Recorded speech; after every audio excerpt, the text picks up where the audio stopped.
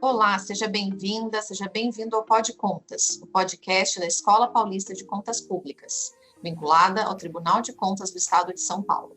Eu sou Bibiana Camargo, diretora da escola, e acompanhada do meu amigo Leandro Dalloio, coordenador do Observatório do Futuro, tenho o prazer de receber Eduardo Fávero, secretário de Controle Externo da Organização das Nações Unidas no Tribunal de Contas da União, e Manuela Faria, secretária de representação do TCU em São Paulo.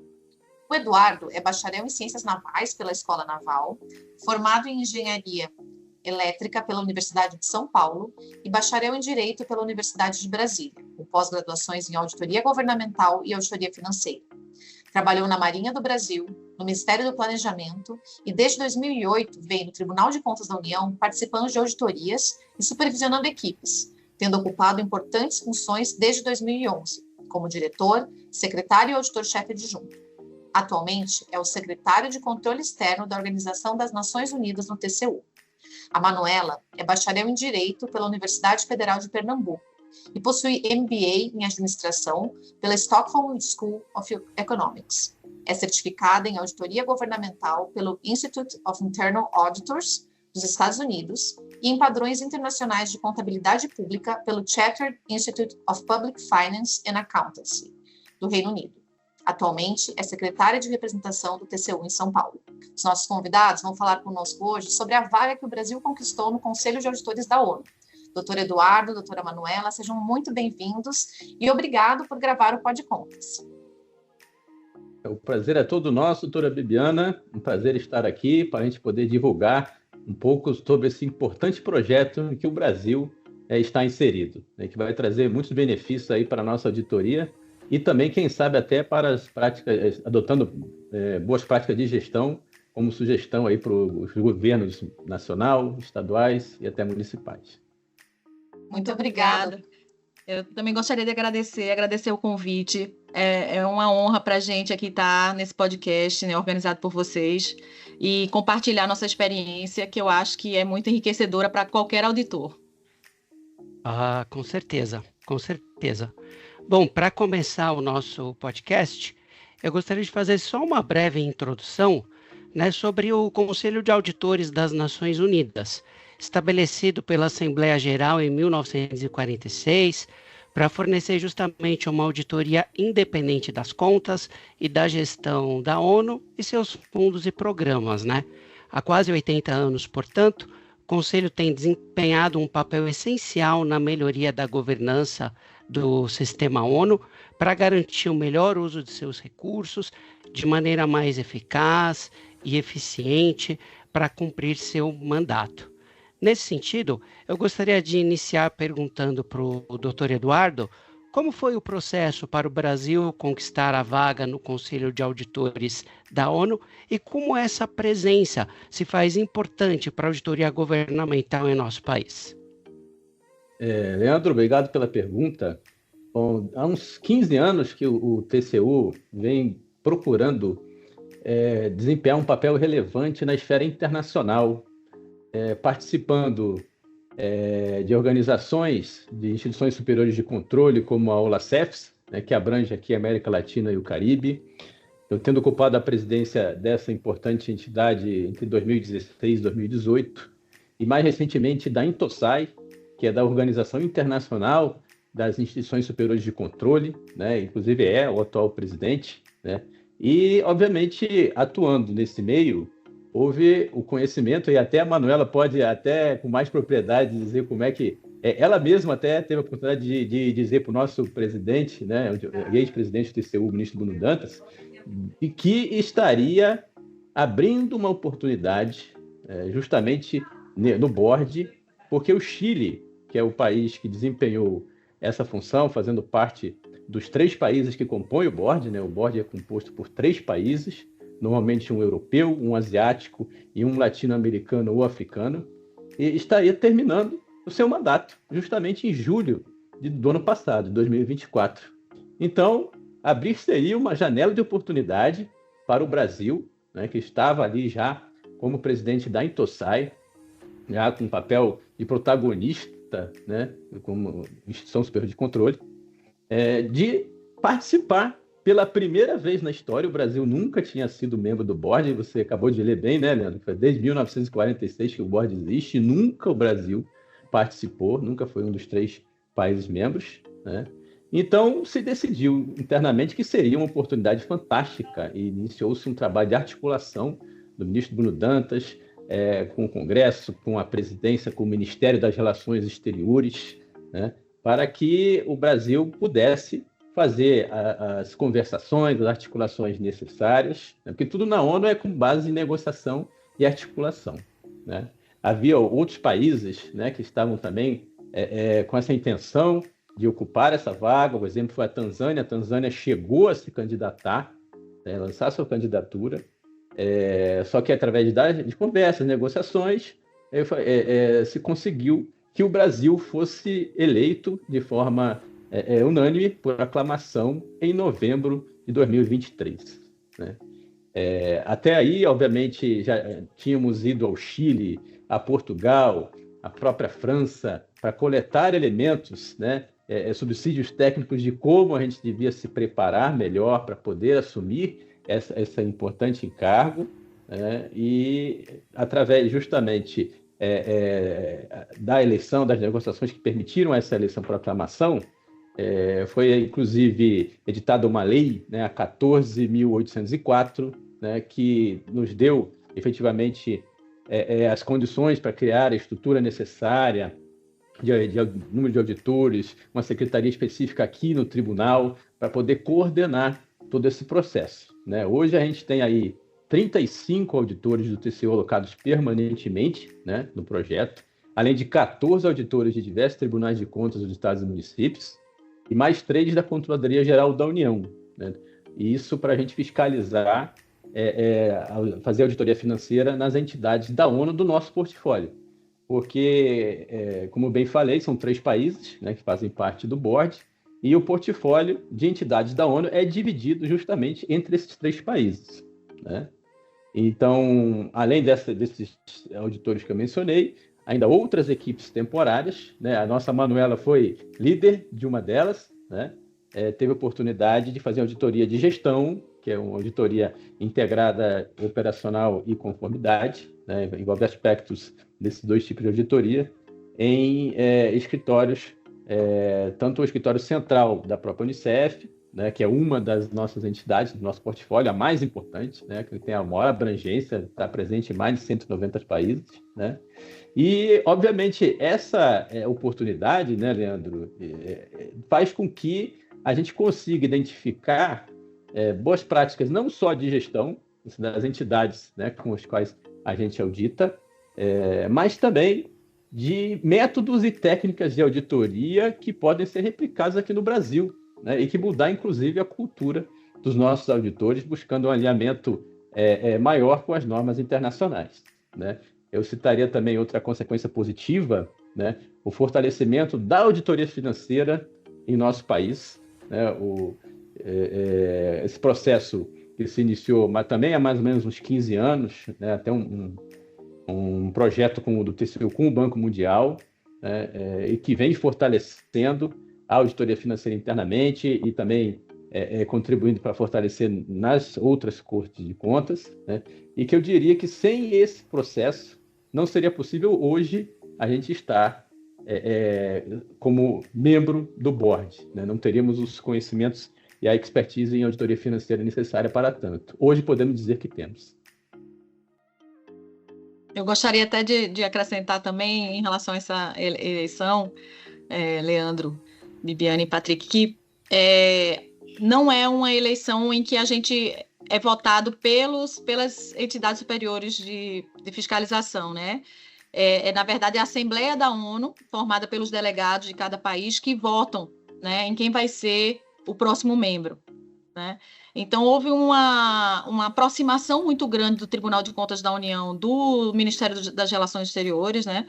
Ambos tinham a ganhar com isso, né? O tribunal, como assim, essa expertise que precisou adquirir para fazer parte do board, né? Trazendo um benefício para o próprio país, para a própria auditoria governamental dentro do país, né? Dentro do Brasil. E, ao mesmo tempo, o fortalecimento do Ministério das Relações Exteriores, perante a ONU, né? Porque a gente começou a articular isso e isso trazia uma presença do Brasil muito mais forte, né, na ONU, de entender como funciona a ONU, de participar dos projetos da ONU.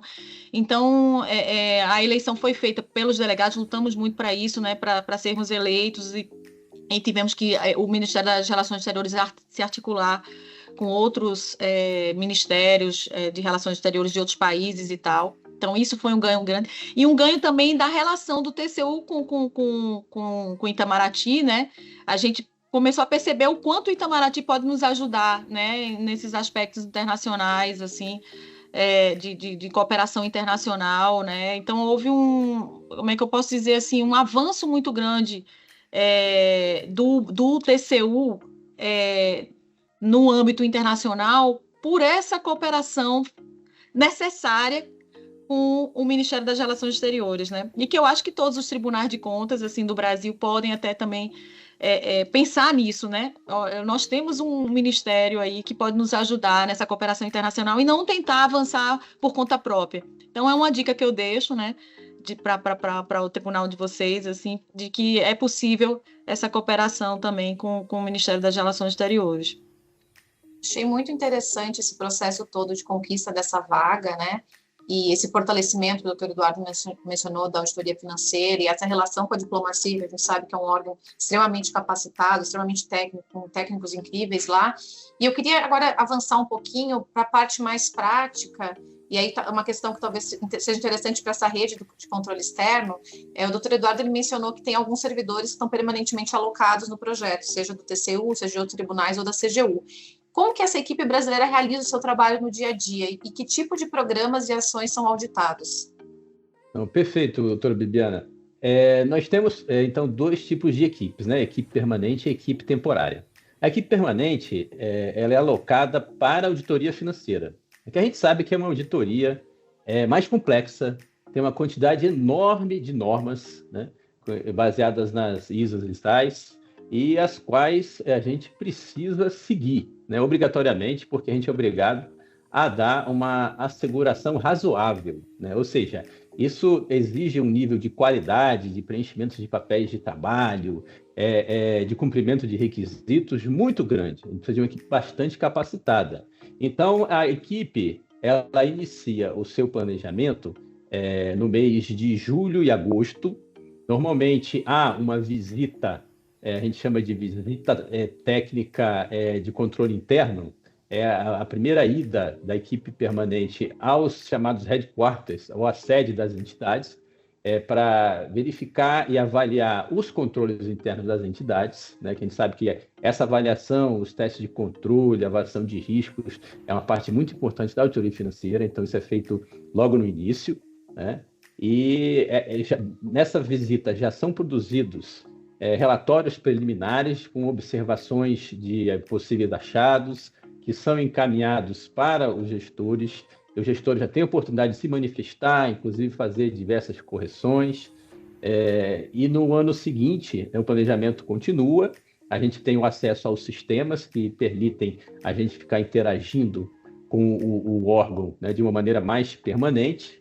E nesse primeiro semestre, nós temos agora várias equipes que também estão em campo, fazem a etapa final da auditoria financeira, normalmente também na sede, né, das organizações, produzindo o relatório final, que é assinado em julho e publicado após uma revisão cuidadosa do Departamento Editorial da ONU, né, passando aí por diversas instâncias de governança e de revisão, aclamado pela própria Assembleia Geral da ONU, da qual a Manuela mencionou. Aí o relatório finalmente é publicado no site do board, né? Em paralelo, para complementar, né, os achados que a auditoria financeira nos proporciona, as equipes temporárias vão a campo, normalmente também uma parte no segundo semestre, outra parte no primeiro semestre do ano seguinte, que o ciclo da ONU de auditoria não segue o ano certinho, ele começa em julho e vai até julho do ano seguinte, né? Então, com achados operacionais e alguns de conformidade, e que buscam basicamente contribuir para a melhoria dos processos de trabalho de cada uma das entidades.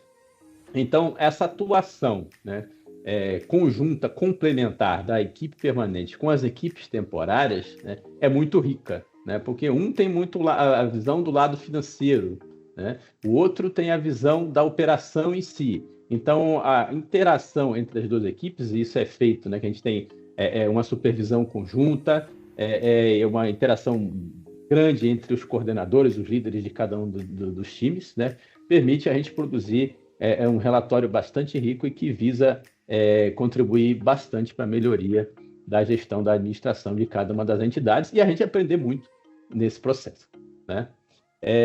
Você perguntou também, né, doutora, o tipo de programas e ações, né, que são auditados, né?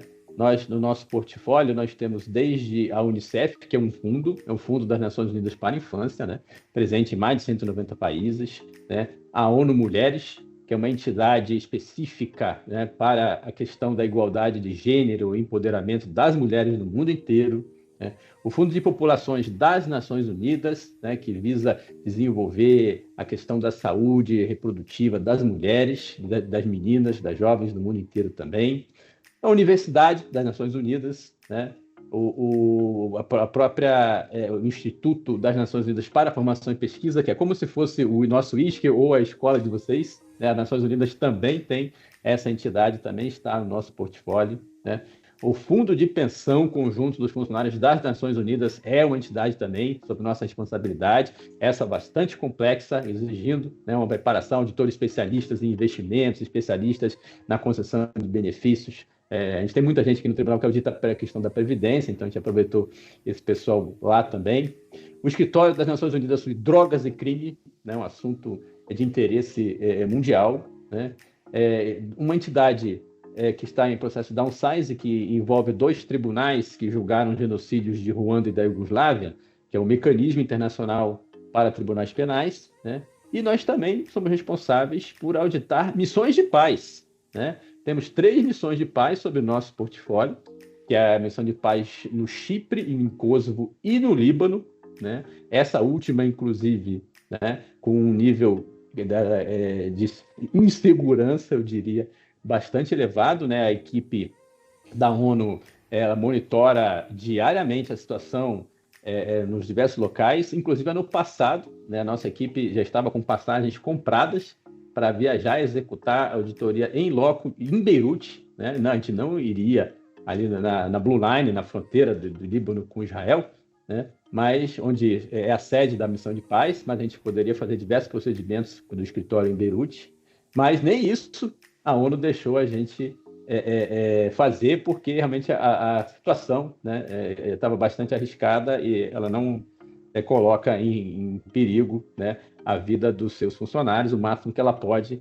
E no caso, a gente foi impedido de viajar e fizemos auditoria de forma remota, né, especificamente no Líbano, né. Mas é importante mencionar que o board ele atua, busca a atuação como uma unidade. Então, tem as entidades que são de responsabilidade da França e da China, que são os outros 2 países, né? Mas os 3 países assinam os relatórios de todos os relatórios, né? Então, existe, após a produção dos relatórios de auditoria de cada uma dessas entidades, uma interação muito grande entre os diretores dos 3 países que ficam em Nova York para harmonizar os entendimentos, as arestas todas, para que os 3 países concordem com as observações de auditoria, com os achados e as recomendações que ali são reportadas, né? Então, basicamente, é assim que a gente trabalha, né? E as entidades e programas e ações que a gente audita em suma, né? Se a Manuela quiser complementar alguma coisa, Emanuel? Eu gostaria de até mencionar que na verdade, que essa forma de trabalhar nossa, né, em dividir em equipe permanente, equipe temporária, foi uma inovação do Brasil, né, do TCU. O Chile, na verdade, ele tinha uma equipe única, permanente, né, ele selecionou 60 auditores, por volta de 60 auditores que ficaram alocados para auditar a ONU. A gente achou que um modelo, na verdade, inovador, que a gente resolveu testar, até muito desafiador, porque você tirar um auditor, eu, por exemplo, né, eu faço parte da equipe temporária, fazia parte da equipe temporária, então fui alocada, tenho minhas funções de representante do TCU em São Paulo e fui alocada temporariamente para realizar a auditoria na Unicef, como líder de equipe.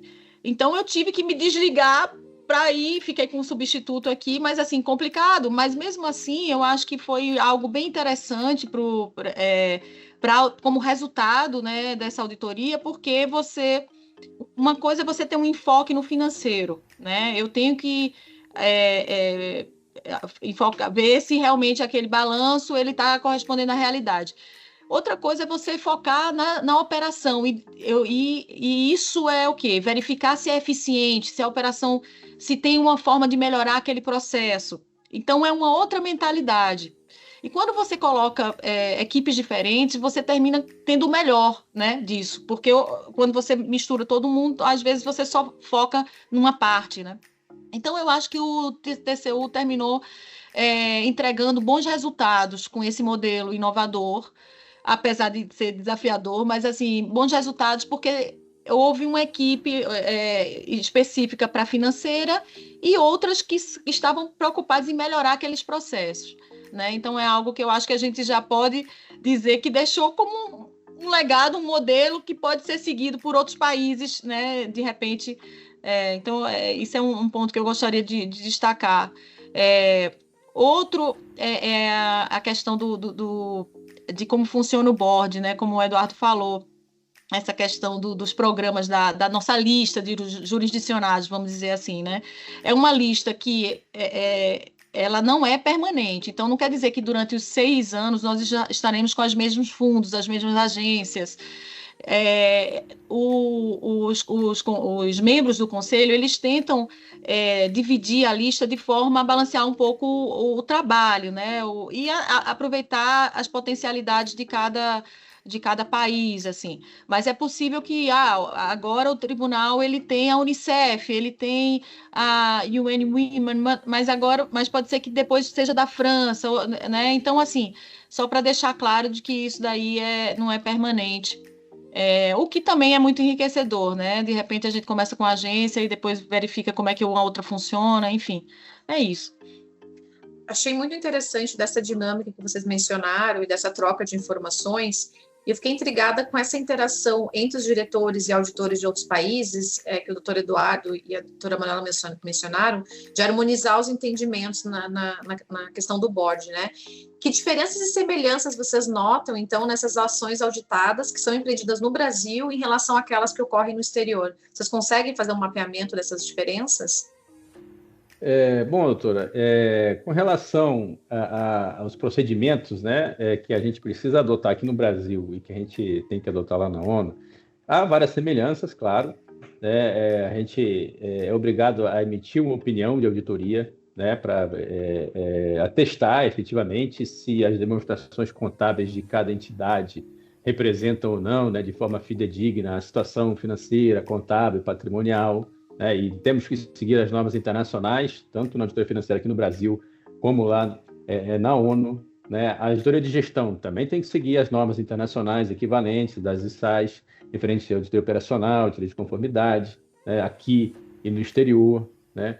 Lá eles têm compromisso, obviamente, com a transparência e prestação de contas. Aqui no Brasil também nós temos, né, todo um normativo, um arcabouço jurídico que facilita e que busca esses dois valores importantes, né? Mas aqui no Brasil a gente percebe que os tribunais de contas eles têm um enforcement muito grande, né? Aqui a gente tem a figura da determinação, a gente tem a figura da inabilitação para exercício em cargo ou comissão, a gente pode declarar idoneidade de empresa para licitar, a gente pode multar o gestor, né? Lá na ONU a gente só faz recomendações. Então, é uma mudança de perspectiva bastante grande do relacionamento auditor-auditado, né? Porque é necessário que o gestor compre a nossa ideia. Não adianta nada a gente chegar lá, fazer um monte de recomendações que o gestor considera inviável, né? Que não, ele considera que aquilo não vai agregar para o processo de trabalho dele, aquilo vai entrar no nosso monitoramento. É importante mencionar que na ONU, a gente monitora as recomendações exaradas ano a ano até elas serem implementadas ou perderem o objeto. Né? Então, também é uma diferença existente com relação ao Brasil. Aqui a gente não dá a atenção necessária para a questão do monitoramento. O trabalho da auditoria é muito mais valorizado, aquilo inclusive sai na mídia, sai na imprensa, e meio que a gente, após sair o acordo e ter essa repercussão, a gente meio que esquece aquele trabalho, parte para outro trabalho, né? E deixa aquele meio que engavetado, e só quando surgir um escândalo dali a alguns anos que a gente vai revisitar. Na ONU, não, né? Existe um quadro, né, por entidade do índice de implementação de recomendações, e que a gente vai fazendo o follow-up, o acompanhamento dessas recomendações, né, ano a ano. Então, por isso, né, que a recomendação ela precisa, né, ao mesmo tempo que o auditor, né, precisa exarar a recomendação que seja viável, que venha agregar, porque senão aquilo vai ficar naquela lista e vai gerar trabalho até para ele mesmo, tem que monitorar uma coisa que nunca vai ser implementada e justificar aquilo depois, né? Mas também é ruim para o gestor ter muita recomendação ali que ele não consegue implementar. Então, isso gera, né, um ambiente de negociação, a coisa que a gente está aprendendo, né, que a gente precisa basicamente trabalhar em conjunto com o gestor. Tá? O auditor identifica o problema, identifica o que precisa ser aperfeiçoado. Mas a forma de endereçar aquilo, né, precisa ser construída com o gestor, né? Então, ele é um processo bastante interessante quando a gente chega a campo, né, e que isso envolve também a necessidade de um planejamento, né, meticuloso, detalhado, né, porque a gente tem muito pouco tempo em campo. Manuela sabe, né, a gente vai lá, fica 2, 3 semanas, aquilo passa numa velocidade absurda. Né? E se você não fez um planejamento muito bom, né, aproveitando todas as janelas temporais que são disponibilizadas para a gente não consegue fazer o nosso trabalho. Então, isso também é outra mudança de perspectiva, né, de cultura do nosso auditor, que aqui no Brasil, tirando alguns processos específicos como contas de governo, que tem um prazo constitucional, né, se a gente não consegue terminar naquele tempo, a gente pode pedir uma prorrogação, pode negociar com o relator um prazo um pouquinho maior, né? Na ONU, não. Os prazos são peremptórios, né? A gente tem que sair dessas 2, 3 semanas que a gente está em campo com os achados encaminhados, negociados, conversados com o gestor, né? Dialogar bastante com ele e sair dali já com a coisa bastante encaminhada. Então, para a gente conseguir fazer isso, né, o nosso planejamento tem que ser muito bom, os prazos, né, têm que ser obedecidos, a negociação com o gestor tem que ser realizada, né? Então, e o relacionamento com ele tem que ser transparente, né? Chegar já ali na auditoria, na reunião de abertura, aqui nós também temos reuniões de abertura, né? Mas às vezes a gente não é tão claro, né, que a gente precisa mostrar quais são os objetivos da auditoria, as questões, os critérios, os procedimentos que são adotados, né, muitas vezes já tendo encaminhado solicitações de resposta formais a perguntas de auditoria específicas, né? Então, otimizar o nosso tempo, né, através de uma time box, a gente tem uma time box muito restrita, né, é fundamental, coisa que aqui no Brasil a gente tem, vamos dizer assim, uma liberdade um pouquinho maior, né? Manu? E eu gostaria de acrescentar, eu queria dar um depoimento, né? Porque eu estava no campo, né? No front. No front. Então, assim, para mim, o que foi mais desafiador, né? Logicamente que o planejamento foi desafiador, porque você conhecer uma entidade complexa como a ONU, e no caso a Unicef também eu tive que conhecer assim, em tão pouco tempo, e já começar auditando, é como se você tivesse com um carro andando, né? Porque o Chile, ele sai, você já entra, e você já vai ter que dizer alguma coisa ali. Enfim, isso é bem complicado, né? Então, o planejamento foi uma parte complicada, mas para mim o mais desafiador foi essa negociação com o gestor, né? E como tudo que é desafiador, o mais engrandecedor, né? Porque então vou dar um exemplo, né? A gente foi num dos escritórios da Unicef e fizemos a reunião de abertura. A primeira coisa que o representante do escritório falou, na frente de todos os gerentes, estavam todos os gerentes da Unicef ali daquele escritório, se virando para a gente de forma muito educada, né? Diz assim: eu acho ótimo que vocês estejam aqui, é sempre bom receber essa nova perspectiva, mas eu aceito as recomendações que tiverem, que forem acrescentar algo para o nosso escritório. Recomendação que não for acrescentar nenhum benefício, eu já antecipo que não vão ser aceitas. Então, ou vocês realmente mostram que vocês têm algo a acrescentar de benefício para nós, ou a gente vai discordar das recomendações que vocês deram. Isso foi na abertura. Ele mandou essa mensagem já para a gente. E, enfim, aí eu falei que nós estávamos na mesma... Tínhamos o mesmo objetivo, porque a gente quer ver a Unicef crescendo, né? E jamais iríamos pensar numa recomendação na qual a gente não tivesse esse objetivo. Mas, enfim, eu tomei bastante cuidado quando a gente foi formular a recomendação para que ele realmente ficasse satisfeito, assim, né? Verificasse que era algo que tinha a acrescentar. E esse raciocínio, né? Que às vezes quando a gente manda, né? Porque o TCE, a gente manda e eles têm que cumprir. Mas lá, não, né? A gente tem que convencê-los de que aquilo dali que a gente está aconselhando é importante para eles. Então, esse raciocínio do auditor de tentar se colocar nos pés, né, vestir o calçado do gestor, né, é um raciocínio constante nas auditorias da ONU, né, da Unicef, é constante, porque você precisa elaborar recomendações que o gestor vai olhar para você e vai dizer assim, nossa, não tinha pensado nisso, e eu acho que isso daí realmente vai ajudar a melhorar nossos processos. Logicamente que tem algumas coisas que a gente... ele vai dizer assim que não é que a gente esteja obrigado sempre a fazer a recomendação que ele concorde. A gente pode bater o pé e dizer assim, não, isso daí eu sei que vai lhe trazer trabalho, mas você, por causa de transparência, já aconteceu comigo também, uma recomendação que a gente manteve, até agora está mantendo, eles não estão concordando, mas porque a gente acha que uma questão de transparência vai dar mais trabalho para eles, mas eles precisam ser transparentes com os doadores da Unicef, né? Então, aquilo é inegociável para o board, né? Até agora, pelo menos assim, o board está mantendo. Mas, dentro do possível, a gente, como auditor, vai precisar pensar naquilo que realmente o gestor lá vai entender que é bom e que vai melhorar e que eu vou proteger mais crianças, eu vou trazer benefícios para as minhas crianças, no caso da Unicef, se eu implementar o que esse auditor está dizendo aqui. Então, isso é um ganho para o auditor, essa experiência é um ganho para o auditor muito grande, né? E é algo que a gente precisa pensar aqui, né? Trazendo a sua pergunta para o concreto, né? Qual a diferença, né, de auditar lá, auditar aqui? Quer dizer, auditar lá é isso, é você pensar, ter mais empatia com o gestor e trazer essa empatia para a auditoria no Brasil, né? Que é uma coisa que todos os gestores, os prefeitos, eles vivem dizendo, vocês precisam pensar na gente, vocês não pensam na gente, vocês estão cobrando um monte de coisa. Logicamente que tem que ter uma balança, porque também eles não vestem os nossos calçados, né? A gente está lá para auditar e tem coisas que a gente precisa dizer que precisa ser melhorado. Mas, enfim, isso é desafiador, é algo diferente, né? Que, em termos de comparação entre a auditoria que a gente está acostumado aqui, mas enriquecedor, né? Enriquecedor ao mesmo tempo.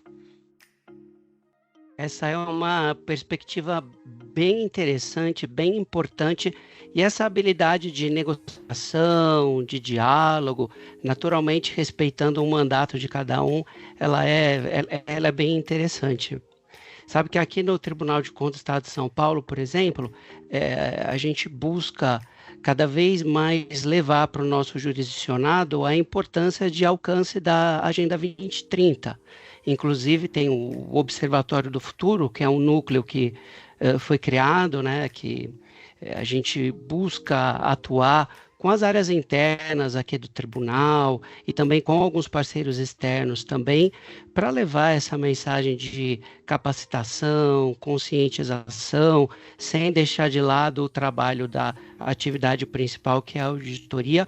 E a gente tem chamado isso dos 3 passos para o futuro, para a gente conseguir alcançar aí, se não todos, pelo menos uma grande parte dos objetivos de desenvolvimento sustentável.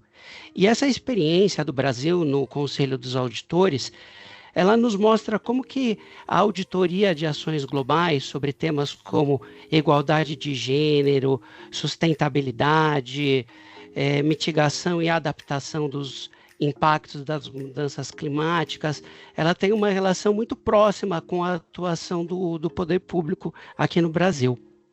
Eu gostaria de perguntar para o Dr. Eduardo se é possível destacar boas práticas verificadas ao auditar as ações da ONU, que, ao menos em tese, poderiam ser replicadas aqui em nosso país. Não, perfeito, Leandro. Eu queria até comentar um pouquinho, né, quando você mencionou a Agenda 2030, né, os ODS. O nosso auditor ele tem muita vontade de se debruçar sobre as políticas. Aqui no Brasil, a auditoria operacional já é bastante desenvolvida, né? E a gente já tem vários exemplos, várias auditorias que se debruçam sobre até o mérito da política, se está cumprindo ou se não está cumprindo, né? Essa é uma coisa que a gente uma coisa bastante controversa aqui na ONU, e até que ponto a gente pode avançar em nossas auditorias no mérito, por exemplo, se a Unicef está conseguindo vacinar todas as crianças na África que ela deveria vacinar. Tá? A gente teve a orientação de não entrar nessa seara, pelo menos agora no início. Tá? Temos relatos de outros países, né, como a Alemanha e França, eles gostam de ir um pouco nisso, mas já tomaram até um puxão de orelha da própria Assembleia Geral. Recentemente, né, uma auditoria, quando a Alemanha fazia parte do board, né, no relatório dela saiu até orientações de como as unidades deviam se posicionar para melhorar a eficiência de uma determinada missão de paz. A Assembleia Geral meio que puxou a orelha mesmo e mandou até tirar aquela parte do relatório. Tá? Então, a gente não tem entrado ainda no mérito da política, né? De como cada ODS está sendo desenvolvido, está sendo aperfeiçoado por cada uma das entidades, mas, conforme a sua pergunta, a gente já conseguiu identificar algumas boas práticas bastante interessantes que essas entidades vêm praticando e que poderiam, em tese, pelo menos a gente estudar de como aplicar aqui no Brasil para melhorar os nossos processos de trabalho, né? Uma delas, por exemplo, na questão da logística, né? As entidades lá todas utilizam um sistema, chamado ERP, né? O Enterprise Resource Program, o Planning, okay? Que integra a parte contábil com a parte de liquidação da despesa, de empenho, de ordem de compra, ou seja, num sistema só você gera todos os pagamentos, né? Concilia de forma automatizada, né, a questão do pedido de compra, com o recebimento dos bens e serviços, com a fatura, com menos intervenção humana, com mais eficiência, com menor risco de erro ou fraude, né? Aqui no Brasil, a gente sabe que o CIAF vem avançando, os sistemas estaduais também, mas o processo de liquidação ainda muitas vezes depende de verificações manuais, conferência de documentos físicos, digitalizados, múltiplas camadas de controle. Então, estudar esse processo de como isso é feito na ONU pode diminuir a morosidade, o retrabalho, né, o foco excessivo em compliance formal, que a gente ainda encontra muito aqui nos nossos executivos e até nas nossas empresas estatais. Tá? A questão também, ainda na parte de logística, né, a Nações Unidas desenvolveu um Global Marketplace, né, que é um portal oficial de compras do sistema das Nações Unidas, que conecta fornecedores interessados em fazer negócios com a ONU e o pessoal de compras da organização, envolvendo mais de 30 organizações da ONU, né, permitindo que fornecedores alcancem o mercado global, né, com ampla gama de assuntos, de contratos, de fornecedores, seguindo padrões internacionais de transparência e prática de compras. Isso pode ser uma inspiração para aperfeiçoar o nosso portal de compras do governo federal, né? E para que outros governos estaduais e municipais que ainda não têm algo similar possam fazer, né? Que ganhe escala, ganhe custo, ganhe preço, ganhe eficiência em vários aspectos, né? Eles se preocupam também com um termo que eu aprendi esses dias chamado market shaping, né?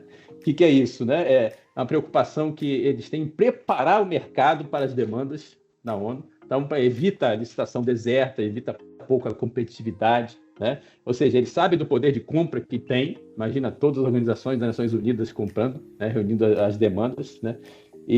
Mas incentiva, então, aquilo que eles vão precisar, né? já divulgando de forma antecipada, dando a especificação, né? Promovendo eventos de divulgação do que eles vão precisar para os próximos anos e planejam em torno disso, né? Tem uma série de técnicas para desenvolver essa questão do market shaping, né? Além disso, foi identificado, o pessoal está até chegando ao nível de avaliar contratos das diversas entidades, né? Contratos de terceirização, muito similares àqueles que a gente tem aqui no Brasil, né? Com cláusulas bastante interessantes, com acordos de nível de serviço, né? Que visam efetivamente proteger mais a entidade, aumentar a eficiência da prestação de serviço, que pode ser tranquilamente, né, replicado aqui no Brasil. Então, uma das coisas, né, os objetivos do nosso projeto é justamente promover a comunicação dessas boas práticas, né, e a internalização disso aqui no Brasil, né? E a gente está justamente organizando aqui o nosso processo interno de comunicação para fazer isso chegar ao maior número possível de auditores e gestores, inclusive. Eu também gostaria de acrescentar, assim, que a gente vai trabalhando e vai vendo, né, as coisas, as boas práticas que podem ser trazidas, mas algo que me chama muita atenção na ONU e que eu acho que, né, para o alcance dos ODS, né, e que eu acho que deveria ser replicado, logicamente para alguns órgãos isso é replicado aqui no Brasil, mas é um planejamento específico, a ONU planeja muito bem. Então eu vou trazer o exemplo da Unicef, né? Cada escritório da Unicef tem o seu planejamento de 4 anos, de 5 anos, com os produtos e os objetivos e as metas bem específicas. Eu quero diminuir a mortalidade infantil em tantos %. Ela mede e ela quer atingir isso depois de 4 anos em tantos %. Eu quero vacinar tantas crianças, eu quero diminuir a evasão escolar em tantos %. Então, no final, ela vai saber se ela alcançou ou não, né? Então, ela sabe muito bem onde ela quer chegar. Cada escritório da Unicef, ele sabe muito bem onde quer chegar. E eu acho que isso tem que estar também inserido nos nossos órgãos aqui, né? Se a gente quer alcançar, né, as metas que foram traçadas da Agência 2030, a gente precisa ter indicadores precisos, né, objetivos, quando e onde a gente vai chegar, né? Trazer isso para o nível local, né? Então, é uma boa prática que eu acho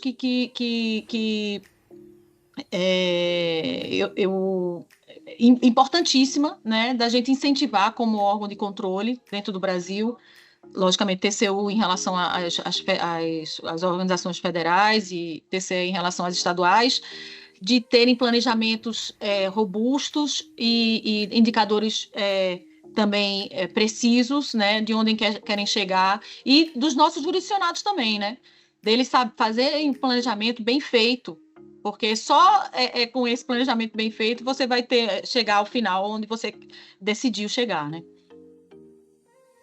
Perfeito, perfeito. Bom, para finalizar, gostaria de fazer a última pergunta. Por quantos anos a equipe brasileira deve permanecer nesse board da ONU? E o que podemos esperar em termos de aprimoramento da auditoria governamental pelos órgãos brasileiros após essa experiência, doutor Eduardo? Bom, Leandro, o mandato são de 6 anos, ou seja, até junho de 2030, nós estaremos à frente, né, desse projeto, com essa parceria com a Tricom, né, com os diversos tribunais de contas. A gente sabe, né, que haverá um certo turnover das pessoas, né? Então a gente tem um banco de dados interno nosso, dos interessados em participar desse projeto, os próprios auditores dos tribunais de contas, dos estados e municípios também. A própria Tricom já fez uma relação, né? E é claro, depende bastante dela renovar essa relação, se for do interesse dela também, dando oportunidade a outros auditores, né?